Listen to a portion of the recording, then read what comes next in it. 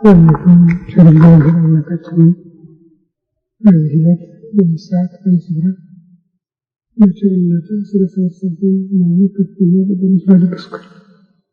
ከሁሉ አስቀድሞ ቅዱሱን እናመሰግናለን። ቸር እግዚአብሔር አምላካችን እስከ ዓለም ፍጻሜ ሁለት ወይም ሶስት ናቸው በስሜ ከተሰበሰባችሁበት እኔም ከዛ በማካከላችሁ እንገኛለሁ። በመካከላችን እንድትገኝልን ስብሰባችንን እንድትባርክልን ልናውቅ የሚገባንን የሚጠቅመንን ትምህርት እንድታስተምር አእምሯችን ሊሸከሙ ሊመረምረው ሊረዳው ሊጠናበት ሊጠቀምበት የሚችለውን ትምህርት እንድታስተምር የሚችለውን ትምህርት ግልጽልን የሚችለውን ተስፋ እንድታስተምር ሀገራችን ኢትዮጵያን ኦርቶዶክሳዊ ተዋሕዶ ቤተክርስቲያናችንን ክርስቲያን ሕዝብን በቸርነት እንድታስብልን ማዕከሉ ምሕረት ጦርነትን እንድትመልስልን እንለምንሃለን እንወልድሃለን። ክብር ምስጋና ለአብ ለወልድ ለመንፈስ ቅዱስ ዛሬም ዘወትርም ለዘላለሙ አሜን። አባታችን በሰማይ የምትኖር ስምህ ይቀደስ መንግሥትህ ፈቃድህ በሰማይ እንደሆነች እንዲሁ የዕለት ምግባችንን ስጠን በደላችንን ይቅር በለን እኛም የበደሉንን እንደምንምር ወደ ፈተና አታግባን ከክፉ አድነን እንጂ መንግሥት ያንተ ናት፣ ኃይል ምስጋናም ለዘላለሙ አሜን። እመቤታችን ቅድስት ድንግል ማርያም በመልአኩ በቅዱስ ገብርኤል ሰላምታ ሰላም ነሽ፣ በሐሳብሽ ድንግል ነሽ፣ በሥጋሽም ድንግል ነሽ። የአሸናፊ እግዚአብሔር እናት ሆይ ሰላምታ ላንቺ ይገባል። ከሴቶች ሁሉ ተለይተሽ አንቺ የተባረክሽ የማኅፀንሽ ፍሬ ኢየሱስ ክርስቶስ ነው። ጸጋን የተሞላሽ ሆይ ደስ ይበልሽ፣ እግዚአብሔር ከአንቺ ጋር ነው። ከተወደደው ልጅሽ ከጌታችን ከመድኃኒታችን ከኢየሱስ ምሕረትን ለምኝልን ኃጢአታችንን ያስተሰርይልን ዘላለሙ አሜን። ኦ ኢየሱስ ክርስቶስ ኃጢአቴ ኃጢአቴ ሁሉ ጌታ ኢየሱስ ክርስቶስ ይቅርታና ቸርነት የኔንም የሕዝብህንም ኃጢአት አስተሰርይ በማወቅ ባለማወቅ በማሰብ በመፍራት በመናገር በፍጹም ሆነ ይሁን። በመቶ 97 ዓመተ ምህረት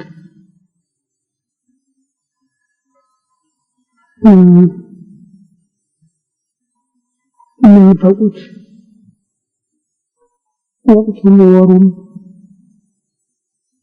ጊዜው ሳምንቱ አንዳንድ ጊዜ ስለ አንድ ነገር የሚገልጽበት የሚናገርበት የሚመሰክርበት ጊዜ አለ እና አሁንም እንደሱ ያለንበት ወቅቱ ስለ ክርስቶስ ልደት ስለ ጾሙ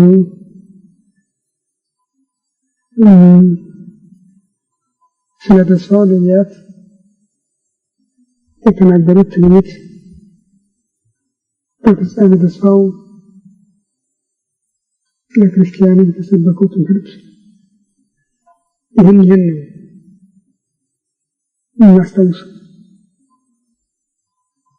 ምንም እንኳን አቆጣጠር ያነጋገር የባህል የልምድ ስርዓት ቢለያየንም ክርስቲያኖች ሁሉ አንድ የሚተባበሩበት ቃል አለ። ይህም ክርስቶስ ለዓለም ተወለደ የሚለው ነው። በዚህ ይቅደሙ ይከተሉ እንጂ ሁሉም ይተባበራሉ። በተለይ ዛሬ የአውሮፓውያን ቁጥር የሚከታተሉ ክርስቲያኖች ሁሉ የተቻላቸው በቤተልሔም ያልተቻላቸውም በየስፍራቸው የክርስቶስን የልደትን በዓል በማክበር ላይ ይገኛሉ። ስለዚህም በዛሬው ዕለት በቤተልሔም የደቆቹን የቅርቦቹን ሰብስበው ምሳሌ ይፈጽማሉ። ይህን ባህል ተከትለውም ገዢዎቻቸውን የአካባቢው ገዢዎች ነን ብለው የሚያምኑት እስላሞች እንኳን በክርስቶስ መወለድ በአምላክ መወለድ ባያምኑም የአስተዳደር ጠባይ ሆኖባቸው በግዴታ መሪዎች እዚያው ይገኛሉ። በዓሉንም አብረው ያከብራሉ።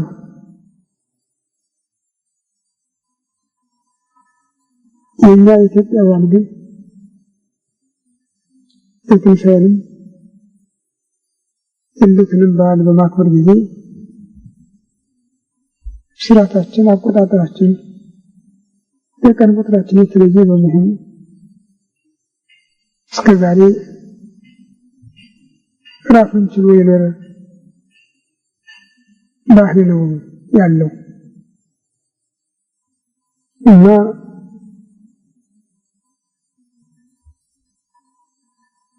በተለይ ኢትዮጵያ የምትታወቅበት የትንሣኤ በዓል አከባበር ነው።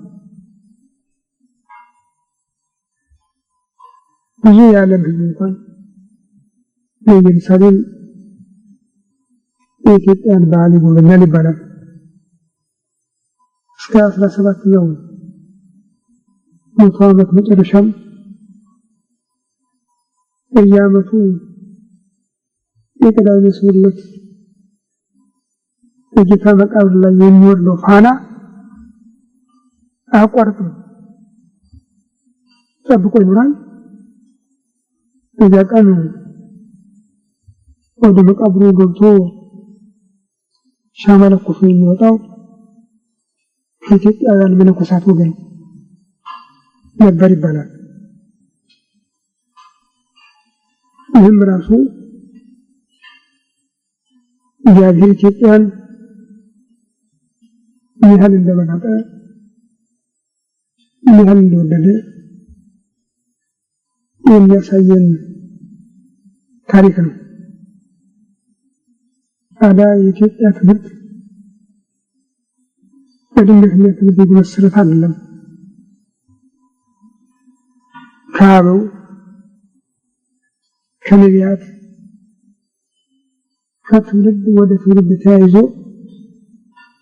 በተላለፈው ትምህርት መሰረት የተከናወነ ነው። ከተፈጸመ በኋላ ትምህርቱን የነቢያትን ትንቢት ከወንጌል ብስራት በማዛመድ ጸንቶ የኖረ ነው እንጂ የቀኑ የሚለዋወጥ የሚፋለስ ነገር አይደለም። መሰረት አልባም አይደለም። በዚህ ስነ ስርዓት ቤተክርስቲያናችን በየወቅቱ የእግዚአብሔርን ቸርነት የምታዘክርባቸው የምታመሰግንባቸው ቸርነቱን የምትመሰክርባቸው ብዙ ምክንያቶች ሲኖሩ አንዱ ክፍሉ በዚህ ሳምንት በዚህ ወቅት የምናከብረው በዓል ነው። ምናልባት ሰዎች በዓል ማክበር ሲባል ጥቅሎ መዋል ይመስላቸዋል አሉ። እሱ አይደለም። በዓል ማክበር የአምላክን ቸርነት መመስከር፣ ስለ አምላክ የሚሆነውን ነገር መማር፣ አምላክን የሚያውቁበትን መንገድ መከተል ሁሉ በዓል ነው። ባለፈው እንደነገርኳችሁ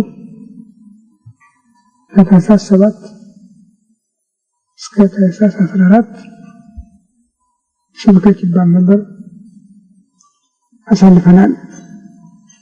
አሁን ደግሞ ሁለተኛውን ክፍል من جمله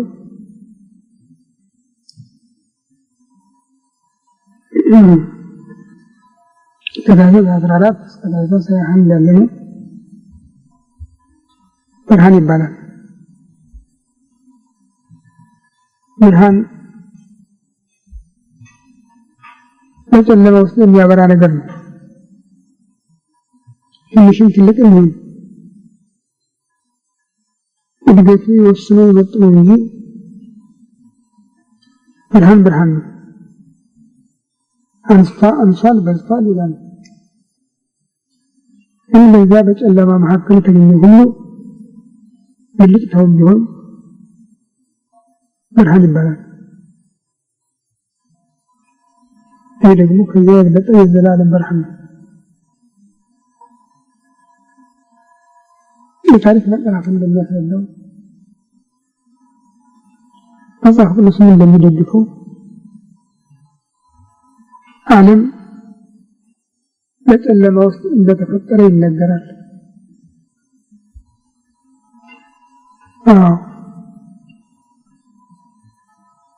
ورز فترات يغير بمجمرة سماء النبلين فتر أجل بعدوان لبرج كلما بطرق لا ينبرا يجاذر من فسد وحولا يوان ينبرا فلو يجيون هنا شاملكت من نفس كلما نبرا الصلاة إن كان في بجاذبه ما يمروا إلا الثلاث فترات ما مدر الله على البرج مدر بعدوان البرج نيل أيدي جميل جاده أيد جاده لي مرحانهم يريدنا أندر من قابل تفتره مرحان تفتره يصف يعلم أنا من نقول كذا كم نقول بلاد يبي تف يوانو أنا إلا ما يصف نبضة هيك عشان الدربي وهم يحان تزرقات مزاجي كبرهان غارا አብረው የተፈጠሩ የእውቀት ባለቤቶች የሆኑ መላእክትን ብርሃንን ሲያዩ አካል ከህልውና ተገልጾላቸው ቅዱስ ቅዱስ ቅዱስ እግዚአብሔር ጸባኦት ፍጹም ምሉዕ ሰማያት ወምድር ለህድዋዲክ አሸናፊ እግዚአብሔር ሆይ ቅዱስ ቅዱስ ቅዱስ ተብለህ የምትመሰገነው ምስጋና በሰማይ በምድር ሙሉ ነው ብለው ዘመሩ። ለዘጠኝ ነገድ በዘጠኙ ከተሞቻቸው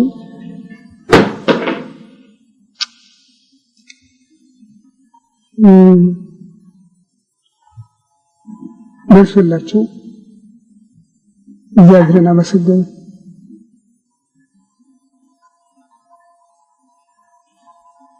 የብርሃን ነው ዓለምን ከጨለማ የገላገለው የጎህ ብርሃን። በዚህ ምክንያት ሌሊት መዓልት ራሳቸውን ችለው የተለያዩ ሆኑ። ሌሊቱ ለእረፍት መዓልቱም ለስራ የተዘጋጀ ሆነ። እነዚህም የሚያገለግሉ 12 ሰዓታት የብርሃን ሰዓት የጨለማ ሰዓት ተብለው ተመደቡ። ከዚያ ጊዜ ጀምሮ አገልግሎታቸውን አላቋረጡም፣ ይሰራሉ። የብርሃን በትምህርት ዓለም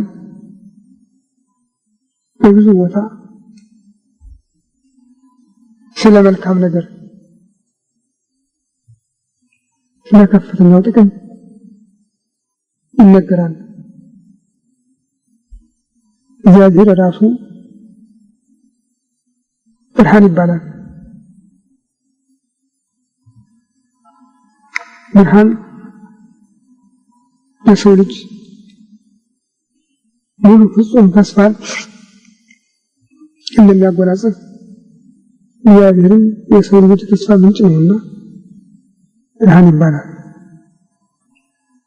ነቢዩ ኖኅን ማይቶት ለእግሬ ህድከ ብርሃን ለፍኖት ኖኅን ቸሪት ኖላዊ እግዚአብሔር ጠባቂ እግዚአብሔር ምንጭ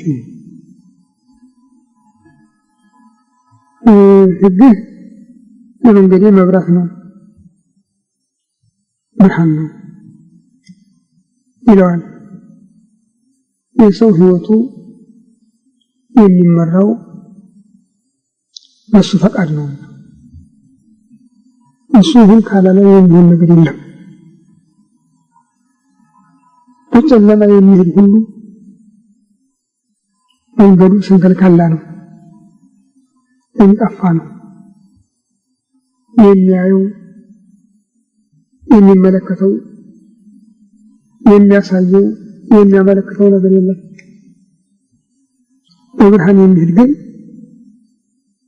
ወደ ፈቀደው ይሄዳል፣ የፈቀደውን መስራት ይችላል። ሕይወቱን ተስፋውን ከእግዚአብሔር የለየ ሰው ሁሉ በሕይወቱ ምንም ጥቅም ሊያገኝ አይችልም። ምንም ብልጣብልጥ ቢሆን፣ ምንም አዋቂ ነው ቢል፣ ምንም ጉልበታም ነው ቢል የሚቃና ነገር የለም። ከእግዚአብሔር ጋር ሆኖ እምነቱን ተስፋውን በሱ ላይ አድርጎ ከተንቀሳቀሰ ግን የሚያጣው ነገር የለም።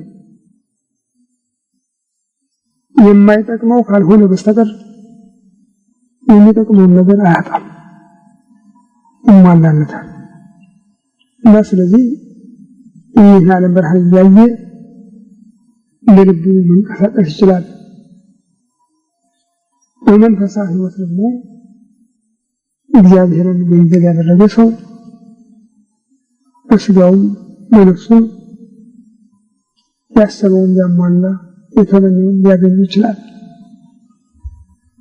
ምንም እንኳን የዓለም ወጣ ገባ ቢሆንም ስጋዊ ኑሮ ሰንከልካላ ቢሆንም ያን ሁሉ አልፎ አሸንፎ ለተስፋ መንግሥተ ሰማያት ይበቃል።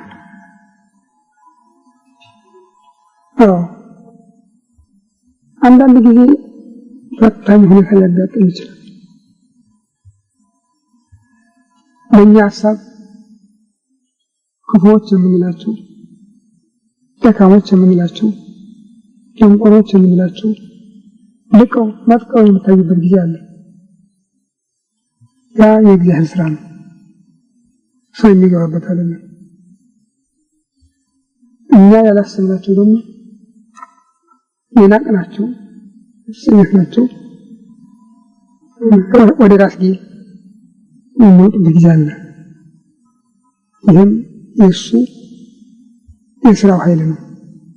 ይህን አምነው የሚከተሉ ናቸው ሊድኑ የሚችሉ እና በዚህ ተስፋ መሰረት ዓለም ተፈርዶበት በኃጢአት ምክንያት በስጋው አፈር ተጭኖት በነፍሱ መንጸፈ ደይን ወድቆ በግራ አጋንንት ሲጠቀጠቅ በስቃይ ገሃነም ሲጨነቅ እንዲኖር ተፈርዶበት በነበረበት በዚያ ጊዜ ነቢያት አበው ይህን የብርሃን ተስፋ ሲጠብቁ ነው የኖሩ። ፈኑ ብርሃነከ ብርሃንን ላክልን አብረ ገጸከ ላዕሌነ በእኛ ላይ ፊትህን አብራ በብርሃንከ ንርአይ ብርሃነ በብርሃንህ ብርሃንን እያሉ ሲማጸኑ ነበር። ጊዜው ሲደርስ ግን ቀን ሊቀጥሩ ይደርሳል በግሩ ነውና አድንሃለሁ ሲል ለአዳም ተስፋ የሰጠው አምላክ ሰው ሆኖ በሥጋ ተገለጠ። በዛች በተወለደባት ጊዜ ግን ሰዓቱ ጨለማ ነበር፣ ከባድ ሌሊት ነበር እና ከብቶቻቸውን ተግተው ይጠብቁ የነበሩ እረኞች የደረሰላቸው የመጀመሪያ ብስራት ብርሃን ማየት ነበር። እዛም ውጭ ያለ ብርሃን ነበር የሚታየው። ወዲያው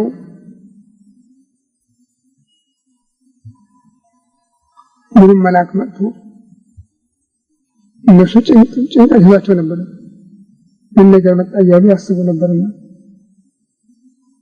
አይዟቸው አትፍሩ፣ እናንተና ለዓለም ሁሉ የሚሆን የምስራች እነግራችኋለሁ።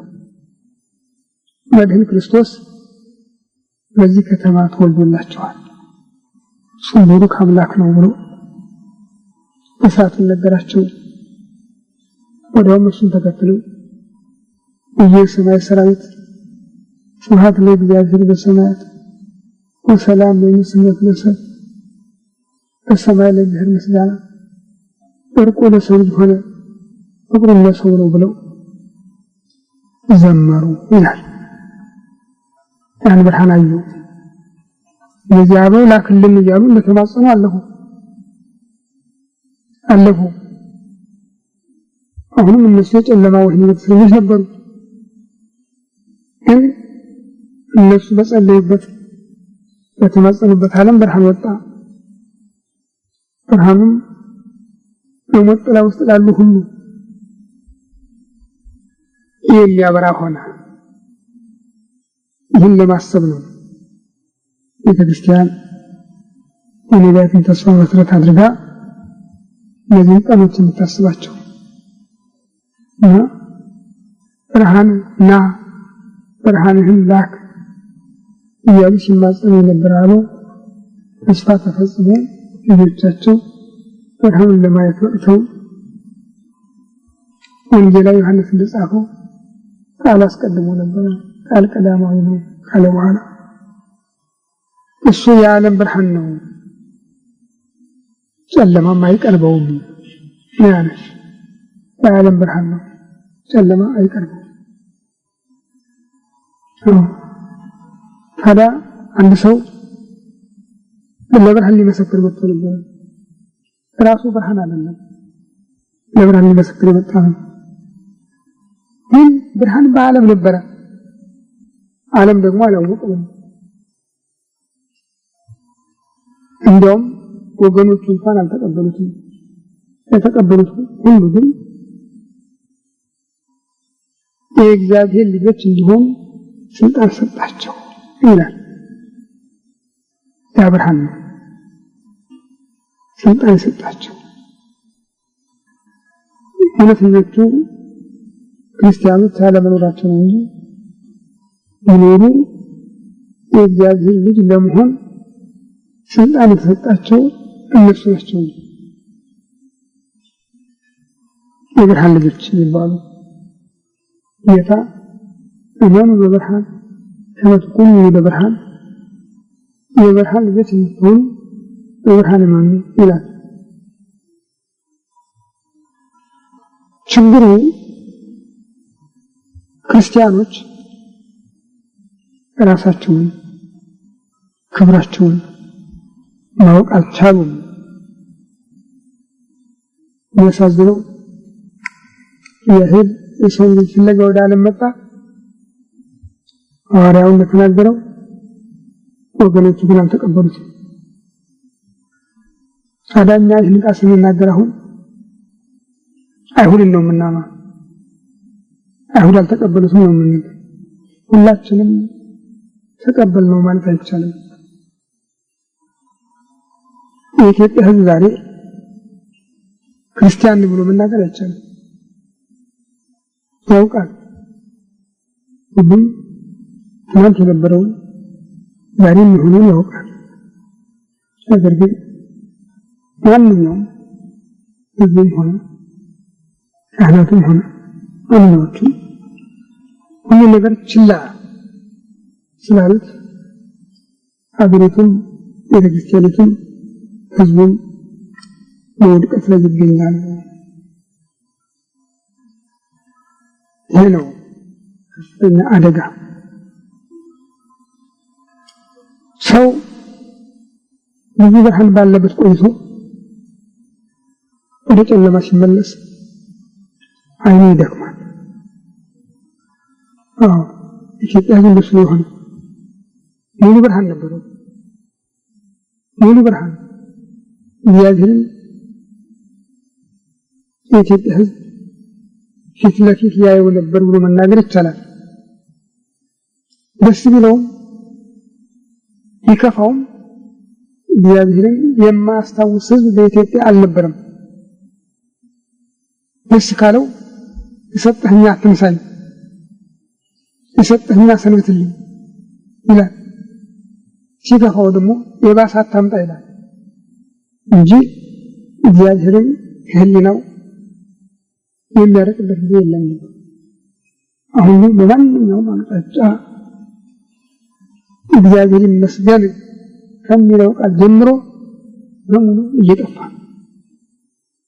ፊደሉ እየጠፋ ቋንቋው እየጠፋ ሁሉ ነገር እንዳልነበር ይሆን ከቤተ ክርስቲያን ጀምሮ ለዚህ ነበር ምን ያህል ወቅት ብርሃን ስብከት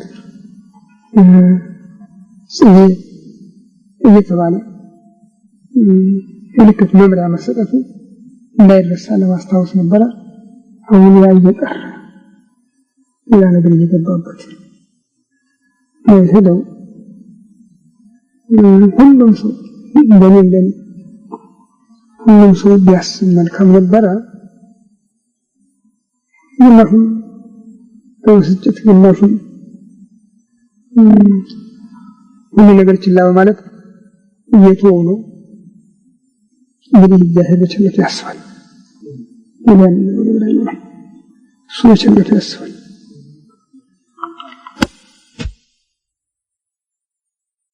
በስመ አብ ወወልድ ወመንፈስ ቅዱስ አሐዱ አሜን።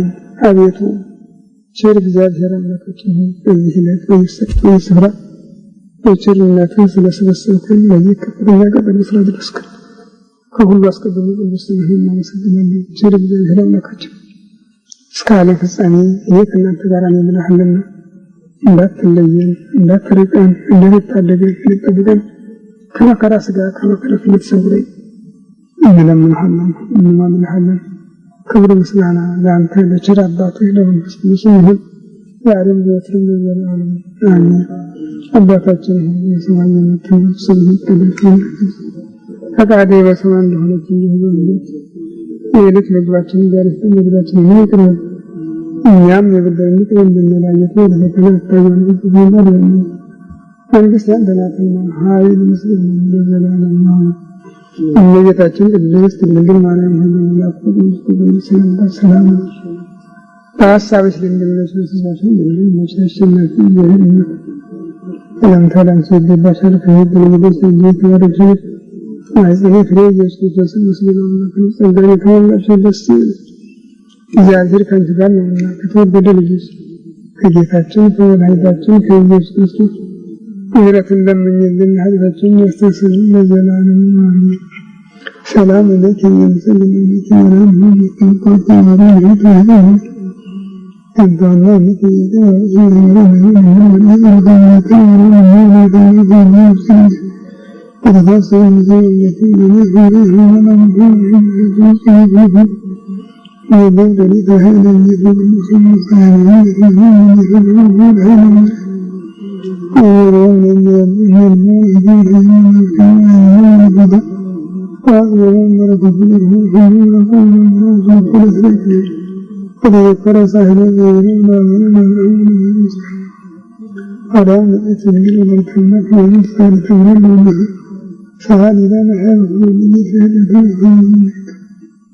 እመቤታችን ቅድስት ድንግል ማርያም ቸሪቱ አማላጅቱ በወልድ በመንፈስ ቅዱስ ፊት ስለ ኃጥአን ሁሉ በምታቀርቢ በአማላጅነትሽ እኛንም ሀገራችንን ቤተክርስቲያናችንን ክርስቲያን ሕዝባችንን ታስቢልን እንለምንሻለን።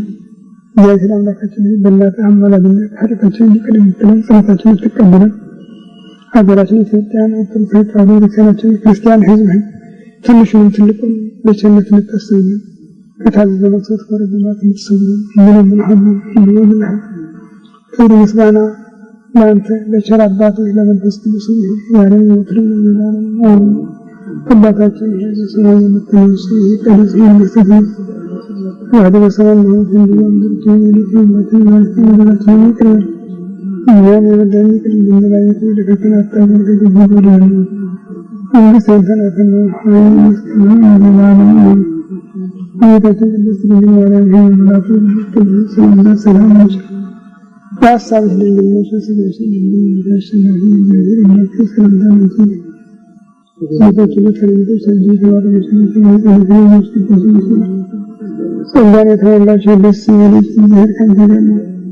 ከተወደደው ልጅሽ ከጌታችን ከመድኃኒታችን ከኢየሱስ ምሕረትን ለምኝልን፣ ኃጢአታችንን ያስተሰርይልን ለዘላለሙ አሜን። ኦ እግዚእ ኢየሱስ ክርስቶስ በከመ በሳህልከ ምሕረትከ ትሰረይ ኃጢአቴ ወኃጢአተ ኩሉ ሕዝብ። ጌታዬ ኢየሱስ ክርስቶስ በይቅርታ እንደ ቸርነትህ ብዛት የእኔንም የሕዝብህንም ኃጢአት አስተስርይ። በማወቅ ባለማወቅ በማሰብ በመስራት በመናገር የተፈጸመ ሁሉ የይቅርታ የበረከት የወልድ ፍቅር የመንፈስ ቅዱስ ኃይል ከሁላችን ጋር ይሁን። ከሃይማኖቱ ጋር የተያያዘ ነው። ካቶሊኮች ገቡ፣ ፕሮቴስታንቶች ገቡ፣ ረዳት ሆኑ። ኢትዮጵያ የዓለም ማህበር ሆነች እና ተሞክሮ በአድዋ ጦርነት የታጣው ኋላ በዓለም መንግስታት ማህበር ምክንያት ሁሉ ነገር ላላና ወዛ የተመለሰ። እነዚያም ግማሾቹ ለጦርነት ተዘጋጁ እንደ ካቶሊክ ቤተክርስቲያን ያሉት፣ ግማሾቹ ደግሞ ጣሊያንን ላለማሳዘን እጃቸውን ሰብስበው ተቀመጡ።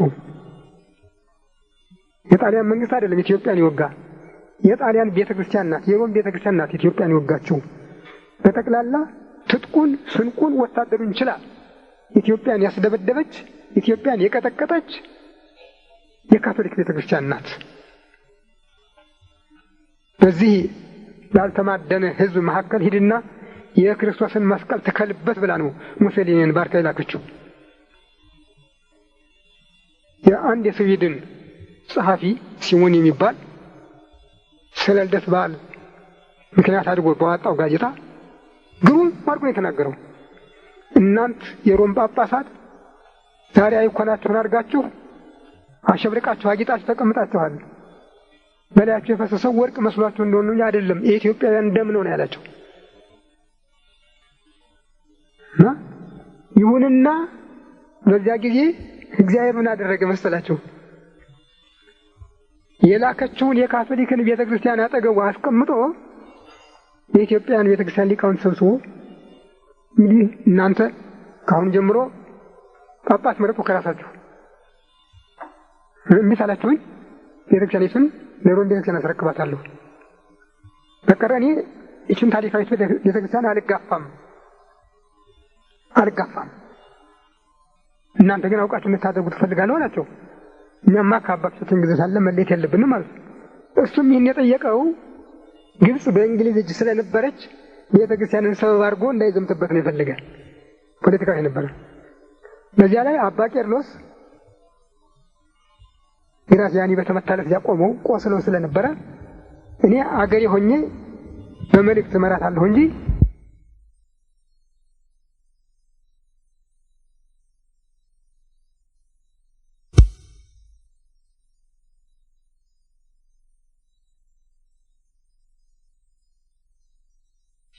በዚያ አባ ቄርሎስ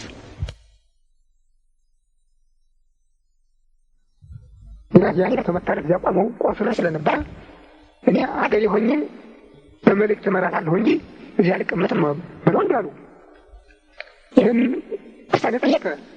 ይህን እነሱን የበላይ ነው ንጉሠ ነገሥት ነው እንጂ ማንም ሰው ሊወስን አይችልም ማለት ነው። እንግዲያ ወደ ሮም ሄደዋል። ወደ ሮም ሊሄዱ ሲነሱ ወኪል ይስጥላሉ። አቡነ አብርሃምን የጎጃምና የጎንደር ጳጳስ የነበሩትን አቡነ አብርሃም ወክለው ሄዱ። ግን ሲሄዱ ምን አደረገ እሱ? ግብፅ ያለው ኤምባሲው የኢትዮጵያ ጳጳስ መጥቷል፣ ከአለቃ ጋር ልነጋገር ይልሃል እና ከሁለት ሰዓት የበለጠ ቀጠሮ እንዳትሰጥ አለው። የግብፅ ኤምባሲ በግብፅ ያለው የጣሊያን ኤምባሲ አባ ቄርሎስን ተቀብሎ 2 ሰዓት ቀጠሮ ሰጥቶ ሰደዳቸው። እሳቸው ግን አለቃቸውን ሳያገኙ 3 ቀን አድረው ተመለሱ እና ሲመጡ ተዘግቷል በሩ አላቸው።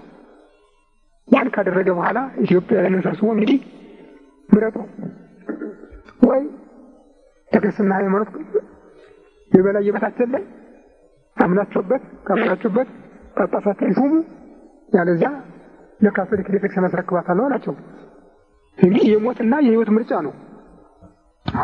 ይሄንንማ አናድርገውም ብለው ቢሆንም ያው አባ ቄርሎስ የወከሉት አቡነ አብርሃምን ቀዳማዊ ሊቀ ጳጳሳት ነው ሆኖ አስደናቂ እርምጃ ነበር እግዚአብሔር ያደረገው በእግዚአብሔር ስራ። 5 ዓመት ቆዩ በዚሁ። አቡነ አብርሃም እጅግ በጣም የሚደነቁ ሰው ናቸው። በሙያቸው ሙሉ ኢትዮጵያዊ ባለሙያ ናቸው። የብሉያት የሐዲሳት የመጽሐፍ ሊቃውንት የመጽሐፍ መነኮሳት የቅኔ የዜማ ባለቤት ናቸው። ደግሞ ቀድሞ ቅባት ነበሩ። ከዚያ ተመልሰው ነው ኦርቶዶክስ የሆኑ እና በጊዜያቸውም ብዙ ታምራት ተደርጎላቸዋል። አንድ ጊዜ ሞጣ ነበረ ጎጃምንና ቤገምድርን ሲያስተዳድሩ ነበር። ጊዜ መኖሪያቸው የተፈቀደላቸው ሞጣ ነበረ እና እዚያ አብሯቸው የተማረ መርጌታ ማዘንጊያ የሚባል አለ። ሌላው ህዝብ ሁሉ ሲቀበላቸው እሱ አልቀበልም ማለት እና ጠሩት በጉባኤ ላይ። ለምን አትቀበልም? አልቀበልም። አንተም ዛሬ ለእንጀራ ፈልገህ ነው እንጂ እውነትን ታውቀዋለህ አላቸው። ነው አሉት። አዎ። አይደለም ታውቀዋለህ፣ እውነት መሆኑን ታውቃለህ። አሁን አልቀበልም ያልከኝ አብረን ስላደግን አፈር ስንፈጭ ውሃ ስንራጭ ያደግን መሆናችንን አይተህ ንቀህ ነው እንጂ አልቀበልም ያልከኝ እውነቱን ደርሰህበታል። እና ግን አሉት ቅዱስ ቄርሎስ ንስጥሮስ አልታዘዝህም ቢለው አንተ ለኔ እንዳልታዘዝከኝ ላንተም ምላስህ አይታዘዝህ ብሎ ነው የረገመው። በትር አልሰነዘረም፣ ግን ወዲያውኑ ምላሱ ተጎልጉሎ ወሞተን ዘይነብህ ከመከልብ እንደ ውሻ እየጮኸ ሞተ ነው የሚለው። አንተም ለኔ አልታዘዝም ያልከኝ ንቀህ ነውና አንተ ለኔ እንዳልታዘዝከኝ አንደበትህ አይታዘዝህ አሉት። በቃ ሲወጣ ተዘግቶ ወጣ። ከዛ ጉባኤ ጊዜ እንኳን አላገኘም። እስከዚህ ድረስ ኃይል የነበራቸው አባት ነበሩ። አንድ ቀን ደግሞ እንግዳ መጥቶባቸው የቤታቸው ገንዘብ አያድርም፣ በምንም አይነት ማለቅ አለበት እና ያን ቤቱ የማስተዳደር ጠርተው 5 ብር ይሉታል። ኧረ አባታችን ምንም የለም፣ መኖር 5 ብር አለ ሌላ የለም። እሱ ደግሞ ያችን ከሰጠው ነገ አንድ ሲመጣ አምጣ ይሉኛል ብሎ ነው። ምንም የለም። የለም ማለት አዎ እንግዲህ ጉልበት የምታይ አይ ጉልበቱን ሳልመታም ይኸው ይሰጣቸዋል። ወዲያው ግርማዊት የጀመነን ኢየሩሳሌም ሊሄዱ ሊሰናበቱ ይመጣሉ። ሊሰናበቱ ሲመጡ ሰንጋውን አስነድተው ሙሉ ግብሩን አሟልተው ጠጁን ምኑ ሙሉ እዚያ ተሰናብተው ተባርከው ሲወጡ 500 ብር ሰጧቸዋል። ተገራበ አንተ ያልባይ ይመጣል። አንተ ክፉ በ5 ብር 500 ብር ታስቀርብኝ ነበር አሉት ይባላል። እና ፍጹም ርህራሄ ያላቸው መናኒ ማለት የሚወዱ ጌታችንን የሚወዱ ሰው ነበሩና በመጨረሻም ጊዜያቸው ሲደርስ የንጉሠ ነገሥቱን መልክ አታሳየኝ ነበር አሉ የሚሉ ሐምሌ 24 ቀን 32 ዓመተ ምህረት ሲነጋገሩ ቆይተው የጸገነት ገሊላ ይሌ በመዓዛ ሆተት መሰጥ ነፍሴ የሚላል የማይደር ጽጌ እሱን አንብበው በቃ ወደ ቀኝ ግድም አሉ ቀሩ። እና አቡነ ቄርሎስ ይቀበርበታል ብሎ ባስተናዱት መቃብር አቡነ አብርሃም ተቀበሉበት። 40 ቀን ጣሊያን ጋር አቁሙ። የሰው ስራ እኮ የሚደንቅ እኮ ነው። ጃንሆይም አሉ የእግዚአብሔር ነው የሰው ስራ የተለያየ ነው አሉ ይባላል። እና በ33 ዓመተ ምህረት አቡነ ዮሐንስ ዳግማዊ ሊቀ ጳጳሳት ተብለው ተሾሙ። ጃንሆይ መጡ። ጃንሆይ ሲመጡ እኔ በሌለሁበት የተሾሙ ጳጳሳት አልቀበልም አሉ። ምን ቸገራቸው ነበር? እግዚአብሔር ያደረገውን ቸርነት አውቆ ያደረገውን እሱ ፈቅዶ ያደረገውን በቤተ ክርስቲያኑ በእሱ ትእዛዝ የመሰረተውን ይሁት። መጀመሪያም ታቦተ ጽዮን ስትመጣ ንጉሥ አልመከረበት። ሁለተኛ ጥምቀት ሲመጣ ንጉሥ አልመከረበት። ሶስተኛ አሁንም ጉዳዩ ይሄ ነው ብሎ እሱ ያደረገው ሁሉ በሌለበት ጊዜ እችን ሀገር አልጥላትም ብሎ አባቶችን አስቀመጠ። ታዲያ እግዚአብሔርን አመስግነው መቀበል ሲገባቸው እኔ በሌለሁበት የተመረጡ ጳጳሳት አይሆንም ብለው አቡነ ቄርሎስን መልሰው አመጡ። ልብልቅልቅ ያለ ጥፍ ተነሳ። መንፈሳዊ ጉባኤ ዘመንግስት ኢትዮጵያ የሚል ሰይመው ነበር። እሳቸውም 7 ዓመት ጭቅጭቅ ከተደረገ በኋላ በግድ ግብጾች ጵጵስና ለኢትዮጵያ ፈቀዱ። ግን ይሄ ነቅሽ ስጦታ ሆነ። የሳውል መንግስት ለእስራኤል እንዳልጠቀመ ሁሉ ይህም ስጦታ ለቤተ ክርስቲያን ሳይጠቅም ቀረ። ለኢትዮጵያ ሳይጠቅም ቀረ።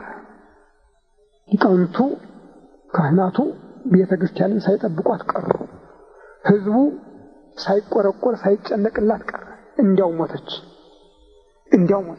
የኢትዮጵያ ቤተ ክርስቲያን እንዲያው ሞተች።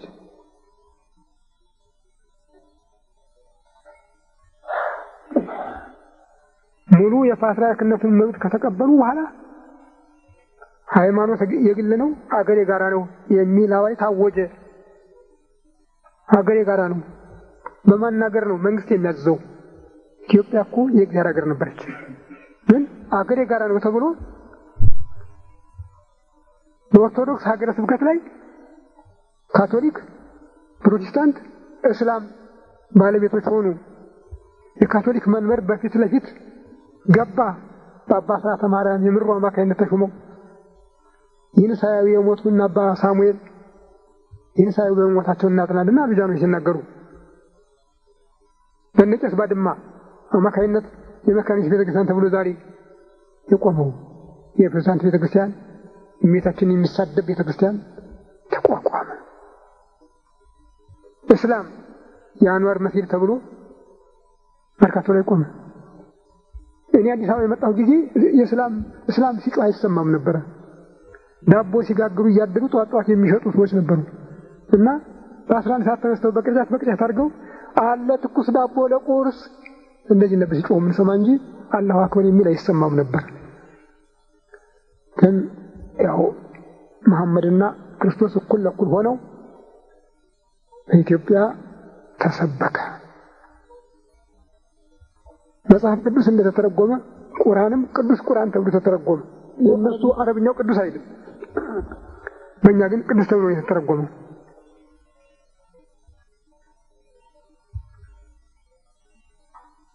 አንድ ቀን ጃንሆይ እስላሞችን በዓል ሲያከብሩ በቁርአንም በመጽሐፍ ቅዱስ የተጻፈው ያው የእግዚአብሔር ቃል ነው ብለው ተናግረው ነበር።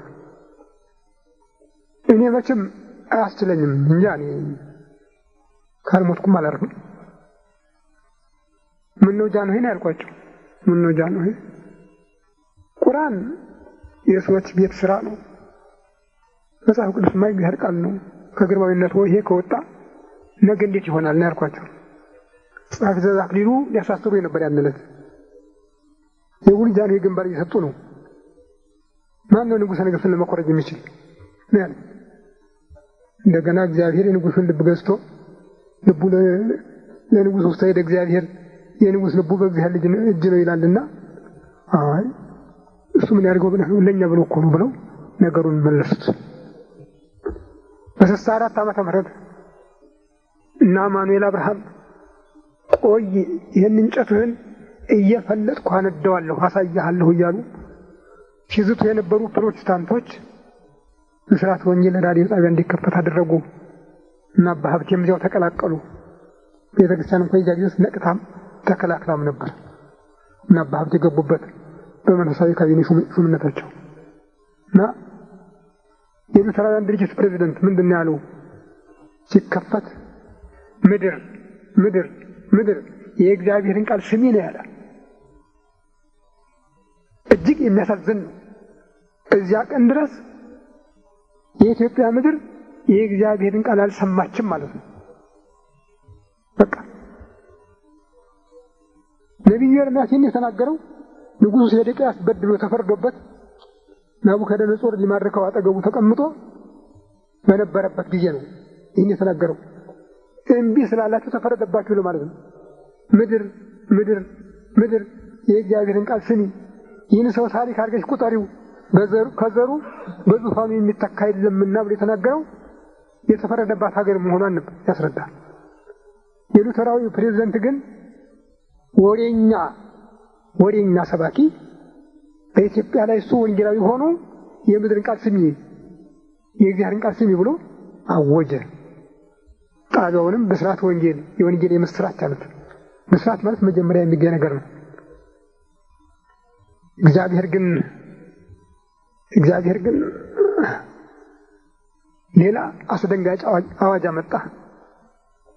ንጉሠ ነገሥቱ ተቀምጠው ስለነበረ ይህን ሰው ታሪክ አድርገሽ ቁጠሪው፣ በዙፋኑ የሚተካ የለምና አለ።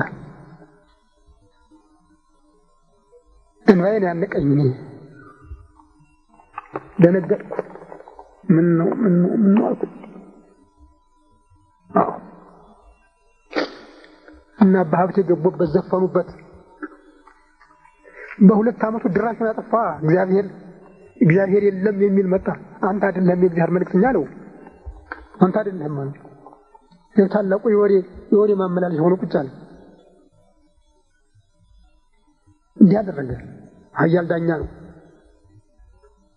እንደገና በ6 ዓመተ ምህረት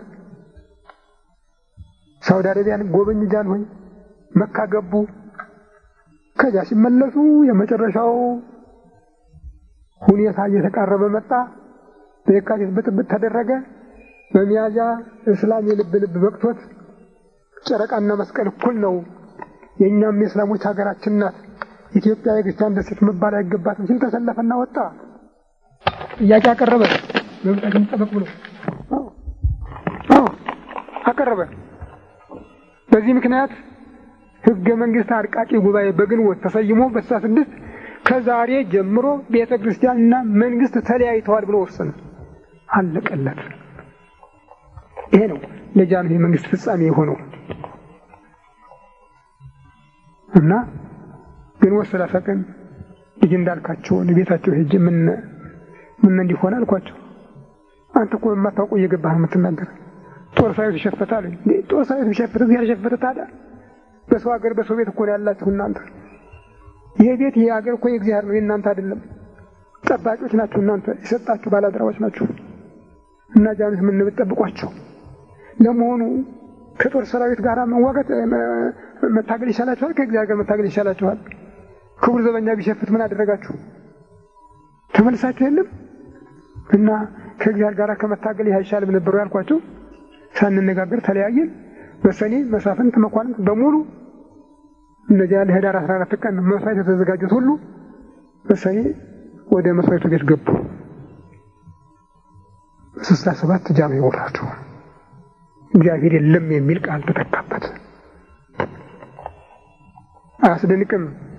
ይሄም ቤተ ክርስቲያን ወንጌልና ሶሻሊዝም አንድ ነው አለች። እግዚአብሔር የለም ብሎ ለመጣው ገዢ ድጋፍ ስትሰጥ ወንጌልና ሶሻሊዝም አንድ ነው፣ ምንም የሚያስጨንቅ ነገር የለም። እግዚአብሔር የለም ቢል ባይል ይሄ ምንም አይደለም። ወንጌል ያለው ለሌለው ይስጥ ነው ያለ፣ ሶሻሊዝም ተካፍላችሁ ብሉ ነው ያለ ብላ ገባችበት ክንዷን አልተዘመ። ያው በዚህ ምክንያት ነገሩ ከጊዜ ወደ ጊዜ እየከፋ ሄዶ በ71 ዓመተ ምህረት ጥቅምት 14 ቀን አቡነ ተክለ ሃይማኖት የካህናት ማህበር፣ የወጣቶች ማህበር የሚሉትን የሴቶች ማህበር የሚሉትን ማህበር ሰብስበው ስብከት አዳራሽ ገብተው አሮጌቱ ቤተክርስቲያን ትውደም፣ አሮጌው ሲኖዶስ ይውደም፣ ሲኖዶስ ቅዱስ አይባልም የሚል መፈክር አሰሙ። በማግስቱ ወጥተው ጳጳሳትን በሙሉ ሻሩ እና የእሳቸውን ካቢኔ ሾሙ። ጥር 13 ቀን 13 ጳጳስ ሾሙ። ከዚያ ጊዜ ጀምሮ ቤተክርስቲያን የለችም። ይሁንና እየታገልንም ምንም እያልንም ብቻዋን ታምጽ እንጂ ከሌላ ጋር ጓድ ፈጥራ ጉልበት ፈጥራ አልቆመችም ነበር። በአባ ጳውሎስ ጊዜ ግን በስጋው በደሙ የማሉትን መሐላ አፍርሰው ቤተክርስቲያኒቱን ከነ ሃይማኖቷ ከነ ትምህርቷ ከነ ስርዓቷ ጠብቃለሁ ብለው ምለው ያን አፍርሰው ሄደው የካቶሊክ አባል ሆኑ። አብረው በሉ፣ አብረው ቀደሱ፣ አብረው ጸለዩ።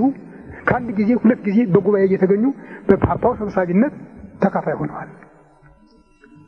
ያንንም ለማጽደቅ የኢትዮጵያ ቤተክርስቲያንና የውጭ ግንኙነት የሚል መጽሐፍ አወጡ። ከዚያም ቀጥሎ ደግሞ ከእሑድ በቀር ኤጲስቆጶሳት መሾም አይገባቸው የሚለው ሽረው ሰኞ ቀን 16 ኤጲስቆጶሳት ጳጳሳት ሾመዋል። አሁን ያለችው የካቶሊክ ቤተክርስቲያን ናት። ስለዚህ ነው እኔ አውግዤ የተለየሁት። ራሳቸውን አባ ጳውሎስን የሲኖዶስ ዋና ጸሐፊ የነበረውን አባ ገሪማን ጳጳሳትን፣ አለቆችን፣ ካህናትን ስማቸውን በጸሎተ ቅዳሴ እንዳጠሩ ብዬ ካወገዝኩ በኋላ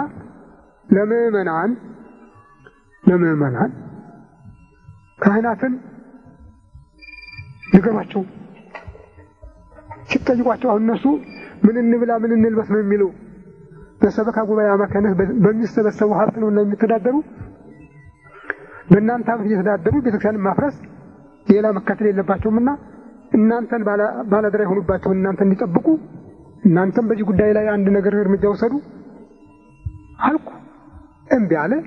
ያው ከዚያ ጊዜ ጀምሮ 13 አባ ጳውሎስ ከተሾሙ እስከ ዛሬ ቁርባን የለም፣ ጥምቀት የለም። መምህር ቁርባን የለም፣ ቁርባን የለም። ቤተክርስቲያናችን ውስጥ የለም ጥምቀት የለም፣ ቁርባን የለም። የሚያሳዝነው ምናልባት እነዚህ አሁን ይቁረቡ የሚሏቸው ወንድሞች ከትናንትና ወዲያ ከ30 ዓመት በፊት የተወለዱ ሆነው ጥምቀት አግኝተው ይሆናል። ከዚያ ወዲህ በዚህ 14 ዓመት የተጠመቁ ህፃናት ጥምቀት የላቸው። የሚያሳዝነው ይሄ ነው። ይህም በእናንተ ቸልታ ነው። ይችን ቤተክርስቲያን ማዳን ትችሉ ነበር ከምዕመናን ጋር እና ለምን ያስቸግሯቸዋል? ይተዋቸው፣ በነበሩበት ይሞቱ። ከሆነ ሁላችሁም ተመለሱና ቤተክርስቲያናችሁን አድኑ። እንዲህ ብታደርጉ ግን ከእስላም ሰይፍ ታድኗታላችሁ። ከእስላም ሰይፍ ቤተክርስቲያናችሁን ማዳን ትችላላችሁ። እናንተ ብቻ አይደላችሁም ያመጻችሁ። አድባራት ገዳማት እነ ደብረ ሊባኖስ እነ ዝቋላ እነ ዋልድባ እነ ማህበረ ስላሴ ሳይቀሩ በሙሉ በእግዚአብሔር ላይ ያመጹ ስለሆኑ አሁን በእስላም ሰይፍ ይቀጣሉ። ሁሉ ያጸደዋል እግዚአብሔር አይቀርም፣ ቀልዳል። እባካችሁ ተመለሱ፣ እንመለስ። ይችን ሀገር እናድናት። አፋፍ ደርሳለች። ከየት አምጥተው ነው የሚሰጧቸው? ሳይኖር ትናንት የነበረ ባለሟልነታችሁ እኮ ቀረ። ነበራችሁ፣ እርግጥ ትልቅ ባለሟልነት ነበራችሁ። ያን መስዋዕታችሁ በቤተ መቅደሱ መካከል ቆማችሁ ኦ እግዚአብሔር አምላኬ ናሁ ወልድከ መስዋዕት ዘያሰምረከ ወበዝንቷ ናሲሊት ኃጢአቴ ወኃጢአተ ኩሉ ሕዝብከ። እግዚአብሔር አምላኬ ሆይ እነሆ አንተን ደስ የሚያሰኘው መስዋዕት ልጅ በእኔ እጅ ላይ ነው፣ በዚህም የኔንም የሕዝብህንም ኃጢአት አስተስርይ ብላችሁ ስትናገሩ እኮ ያ ቃላችሁ ሰማያት ሰጥቆ አብ ጆሮ ውስጥ ነበር የሚገባ ነበር ሆነ እናቀርብ እና በወግዘት ተለያይተናል። ዛሬ አይደለም አበው ያወገዙት ነው እኔም የተከተልኩት፣ ሌላ ነገር የለም። እና እንደኔ ይተዋቸው፣ የነበሩት ክብራቸው ይቀበሉ። አይሆንም ካሉ መብት ሆነ አልጋፋም፣ አልቀውም፣ አልችልም። በጠቅላላ ግን ወደ ሌላ ሁኔታዎች ጭምር ስለገፋፋኝ ነው። እንግዲህ የኢትዮጵያ ቤተክርስቲያን በዚህ አይነት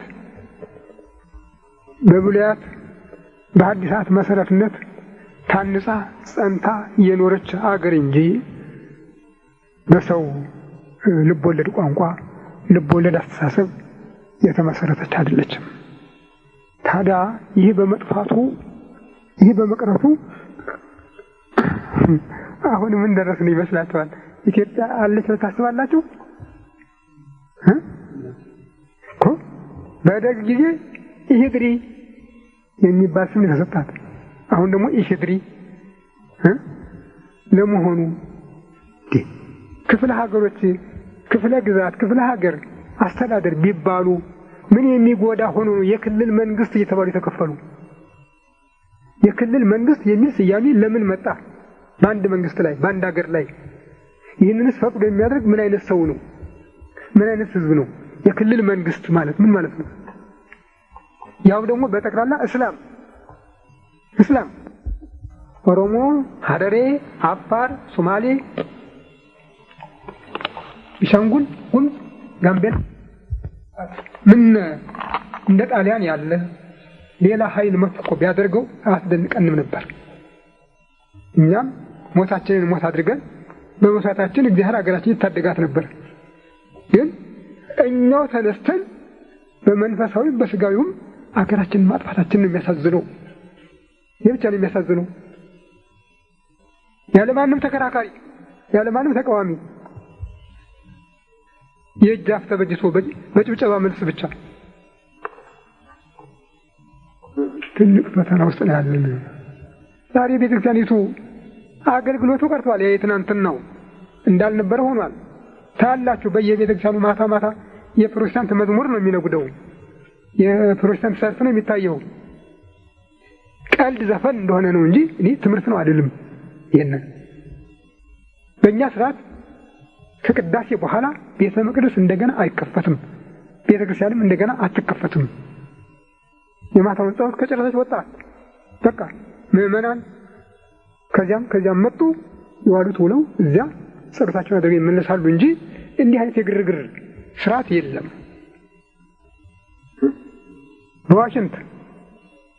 በዋሽንት በመሰንቆ ይሄ ሁሉ ካህናት ናቸው። ቀጥሎ ልማት ጌታ መቻለ፣ ገበያ ሱቅ ጌታ መቻለ። እናንተ ቤቴን የመሸጫ መለወጫ አድርጋችሁት ላይ ያለሱ የከለከለ ይሄንን ነበር። ደግሞ ዛሬ እሱ ሆነ የሚፈልገው። እዚህ ብቻ እኮ ደግሞ አይደለም፣ ውጭ ያሉት አድባራት ገዳማት ሳይቀሩ እነዚያ መናንያን መነኮሳት ዓለም አያስፈልገን ብለው ይሄዱ ሳይቀሩ አሁን የዓለም ፕሮግራም ነው ያዙት። ጄኔሬተሩ ለመብራቱ ለወፍጮ ለምናምኑ የሚባል የቤቱ ጽዳት ቆርቆሮ ምን ጉድ ነው! ጉድ እኮ የሚታየው እኮ ከየገዳማቱ የወጡት ሰዎች ብታዩዋቸው እና ፎቅ በፎቅ እያሰሩ ለንግድ እያዘጋጁ ነው። ያን የእግዚአብሔርን ጸጋ እግዚአብሔር ከኔ ጋር ነው የሚለውን ተተውት ገንዘብ ብቻ ነው ገንዘብ። ይሄ ቁጣ በጣም አስደንጋጭ ነው። ዛሬ ብንጠነቀቅ ዛሬ ብንመለስ ግን ምሕረት ይገኝ ነበር። ተስፋ ነበረን። እንኳን ሌላ ሶስተኛው የዓለም ጦርነት ቢንቀሳቀስ እንኳን በኢትዮጵያ ዘር እንደሚገኝ ተስፋ ነበረ። አሁን ግን እንጃ ያሰጋል። ቤተክርስቲያናችን ከጥንት ጀምሮ እስከ ዛሬ ያለች ነባር ናት። ይሄው ስብከት ብርሃን ኖላዊ የምንለው በዚህ መሰረት ነው። የማያቋርጥ ጸጋ ያለበት ስለሆነ ነው።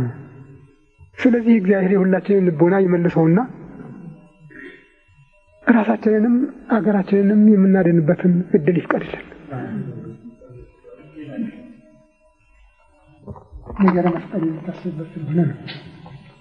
ክርስቶስን በመራዊ ለሙሽራ ቤተክርስቲያንን በሙሽሪት መስሎ የሚናገረውን የነቢያት የሰሎሞንን መኃልይ ለማስታወስ 28 አማኑኤል ከኛ ጋራ እግዚአብሔር ከኛ ጋራ ነው ማለት ሐሳቡ የተፈጸመበት እመቤታችን ሰው የሆነውን አምላክ ለመውለድ የቀረበችበት ቀን ስለሆነ ነው።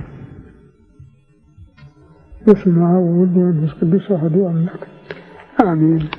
አቤቱ ቸር እግዚአብሔር አምላካችን ሆይ በዚህ ዕለት በዚህ ሰዓት በዚህ ስፍራ በቸርነትህ ስለሰበሰብከን ለዚህ ከፍተኛ ቀጠሮ ስላደረስከን ከሁሉ አስቀድሞ ቅዱስ ስምህን እናመሰግናለን። ቸር እግዚአብሔር አምላካችን ሆይ እስከ ዓለም ፍጻሜ እኔ ከእናንተ ጋር ነኝ ብለሃልና እንዳትለየን፣ እንዳትርቀን፣ እንድትታደገን፣ እንድትጠብቀን ከመከራ ሥጋ ከመከራ ነፍስ እንድትሰውረን እንለምንሃለን፣ እንማልድሃለን። ቸር እግዚአብሔር አምላካችን ሆይ ሀገራችን ኢትዮጵያን ኦርቶዶክሳዊ ተዋሕዶ ቤተክርስቲያናችንን ክርስቲያን ሕዝብህን በቸርነት እንድታስብልን እባክህ እግዚአብሔር አምላካችን በእኛ ኃጢአት ምክንያት ይህች ሀገር እንዳትጠፋ ይቅር እንድትለን እኛ ወደን አሳልፈን ለእስላም ሰጥተናታል። እስላም ባለሰይፍ ነው። በራዕየ ዮሐንስ ምዕራፍ 6 ባላምባላይ ፈረስ ሆኖ ሰይፍ ጨብጦ የመጣ ነው። ቅጣ ተብሏል። ይቀጣል። ዓለምን እየቀጣው ነው፣ እያንቀሳቀሰው ነው። እባክህ ይህን ሰይፍ ወደ ሌላ መልሰው አምላኬ፣ ይህን ሰይፍ ወደ ሌላ መልሰው። ይህች ሀገር አትጥፋ። በግራኝ ጊዜ የጠፋችው አደጋ ሆኖ ከብዶን ይኖራል። እንደገና ደግሞ ዛሬ እንዳልነበረች እንዳትሆን የአንድ ቀን ይበቃል። ወንድሞች በጠቅላላ በየቤተ ክርስቲያኑ አቅራቢያ የተሰራውን መስጊድ ታያላችሁ። አንድ እሑድ እኮ ይበቃል። ቤተ ክርስቲያን ለማጥፋት ለእስላም በአዲስ አበባ አንድ እሑድ ይበቃዋል። መግደልም መሞትም ያጸድቃል ብሎ ለሚያምን ሕዝብ አንዳንድ ወንባ ብሎ ቢገባ በቃው።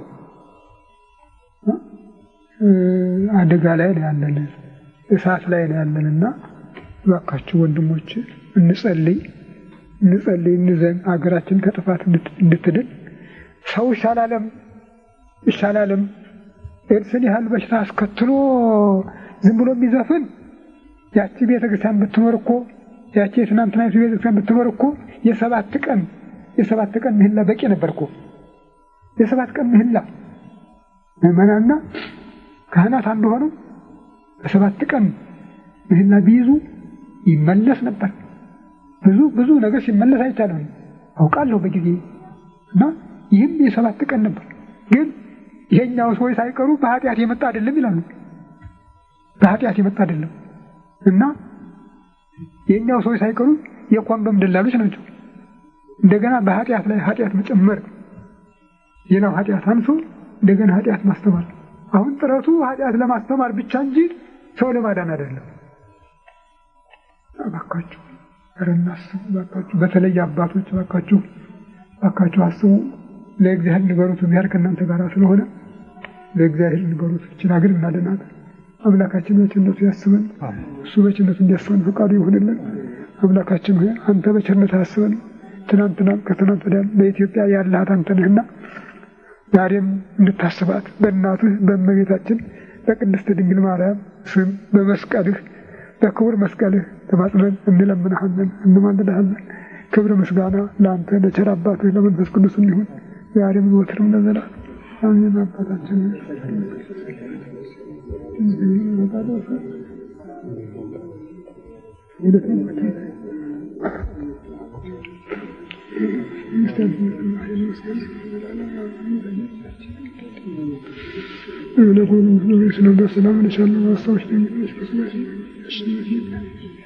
ሰላም ሰላም ይገባል።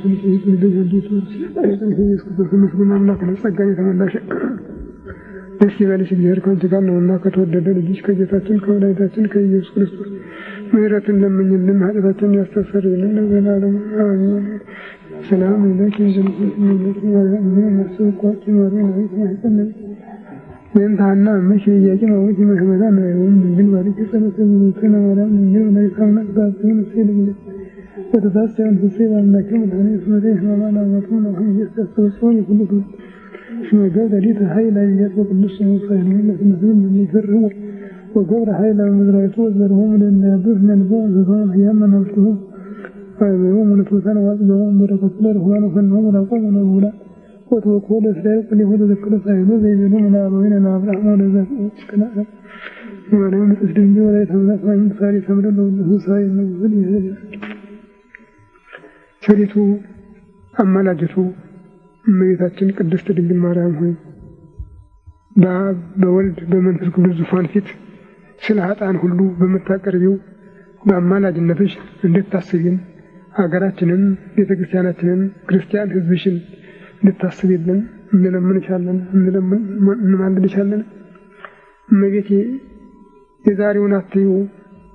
የዛሬውን አትዩ የዓለም ርካሽ በሽታ ሁሉ በአገርሽ ላይ በፈሰሰበት አንቺን የሚሳደቡ አመፀኞች በበረከቱበት በአሁኑ ጊዜ ያለውን አታስቢ። ከትናንት ጀምሮ እስከ ዛሬም ድረስ የአምላክ እናት እመቤታችን የሚሉሽን አትርሻቸው። ሁሉንም አስቢን እመቤቴ፣ እባክሽ አስቢን። እግዚአብሔር አምላካችን ሆይ የእናት ልመና ከየት ያስመልስ አንገት ያስቀንስናልና በእናት አማላጅነት ኃጢአታችንን ይቅር እንድትለን ጸሎታችንን እንድትቀበለን እንለምንሃለን እንማልድሃለን። ክብር ምስጋና ለአንተ ለቸር አባትህ ለመንፈስ ቅዱስም ይሁን ዛሬም ዘወትርም ለዘላለሙ አሜን። አባታችን ሆይ በሰማይ የምትኖር ይቀደስ መንግሥትህ ትምጣ፣ ፈቃድህ በሰማይ እንደሆነች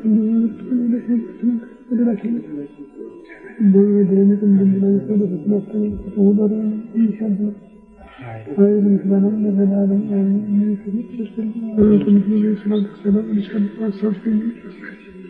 ያሸነፊ እግዚአብሔር እናቱ የሰላምታ ላንቺ ይገባል። ስልክ ይዘሽ አንቺ የተባረክሽ ነሽ፣ የማኅፀንሽ ፍሬ ኢየሱስ ክርስቶስ ምስጉን አምላክ ነው። ጸጋን የተሞላሽ ደስ ይበልሽ፣ እግዚአብሔር ከአንቺ ጋር ነውና ከተወደደ ልጅሽ ከጌታችን ከመድኃኒታችን ከኢየሱስ ክርስቶስ ኢየሱስ ክርስቶስ በከመ በያሳህልከ ወምህረትከ ስረይ ኃጢአቴ ወኃጢአተ ኩሉ ሕዝብከ። ጌታዬ ኢየሱስ ክርስቶስ እንደ ይቅርታ እንደ ቸርነትህ ብዛት የእኔንም የሕዝብህንም ኃጢአት አስተስርይ። በማወቅ ባለማወቅ በማሰብ በመስራት በመናገር የተፈጸመውን ሁሉ እግዚአብሔር ይፍታ። የአብ በረከት የወልድ ፍቅር የመንፈስ ቅዱስ ኅብረት ከሁላችን ጋር ይሁን።